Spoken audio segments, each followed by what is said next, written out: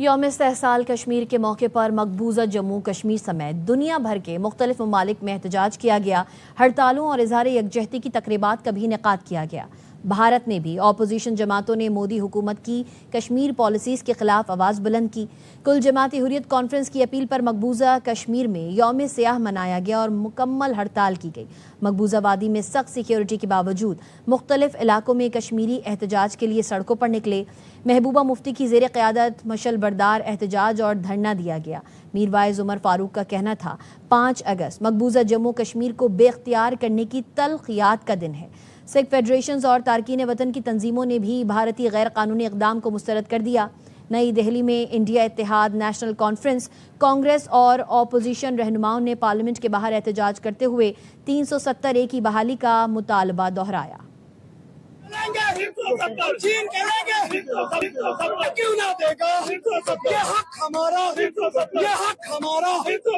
काले दिन का काला कानून वापस जाना चाहे, जो रात के डाके रातों को लोगों को बंद करके लोगों की आवाज को दबाया गया और हमसे हमारा हक छीना गया बिना लोगों के पूछे बगैर, या पुलिस के बल पे, ताकत के बल पे, गवर्नमेंट के बल पे, डंडों के बल पे ये कानून छीन नहीं सकता।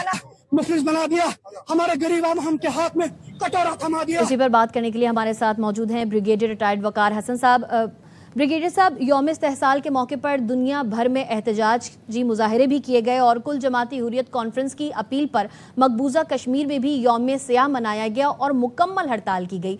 मकबूजा वादी में भी सख्त सिक्योरिटी के बावजूद मुख्तलिफ इलाकों में कश्मीरी एहतजाज के लिए सड़कों पर निकले, कैसे देख रहे हैं? जी बहुत शुक्रिया for having me. I think Bharat ने तो 2019 में एक पेपर ट्रांजैक्शन की थी और वो समझते हैं जी कि ये कागजों पे उन्होंने स्टेटस बदल दिया है। हालांकि अगर आप देखें कश्मीर ऑक्युपाइड कश्मीर के जो हालात हैं उसमें भी लास्ट वीक ही तकरीबन 2500 बच्चों को उठा लिया गया था on suspicion of somebody was killed वहाँ पे। तो कोई 8-10 घर इन्होंने आई थिंक ब्लो अप कर दिए। तो ये टोटल आई थिंक फ्रीडम है। और अगर ये सरकारी मुसलमान जो है वहाँ के, जिनको मैं सरकारी मुसलमान कहता हूँ, चाहे वो अब्दुल्ला फैमिली हो या महबूबा मुफ्ती हैं, वो भी इनसे तंग है, तो इसका समथिंग ड्रास्टिकली रॉन्ग। जो भी नॉर्मलसी का या तासुब देने की कोशिश कर रही है भारत की गवर्नमेंट, वो नाकाम हो चुका है। कश्मीर के अवाम कभी भी नहीं एग्री करेंगे कि आप पेपर ट्रांजैक्शन करें, डेमोग्राफिकली जो है उसकी हैसियत चेंज करें। बिकॉज अभी कोई रिपोर्ट्स हैं कि आई थिंक 30 से 40 लाख लोगों को ला के बसाना चाहते हैं। और इसी तरीके से ऑक्युपाइड कश्मीर को वैसे इन्होंने बाइसेक्ट कर दिया, यानी लद्दाख को अलग कर दिया गया और उसका स्टेटस भी डाउन करके यूनियन टेरिटरीज है।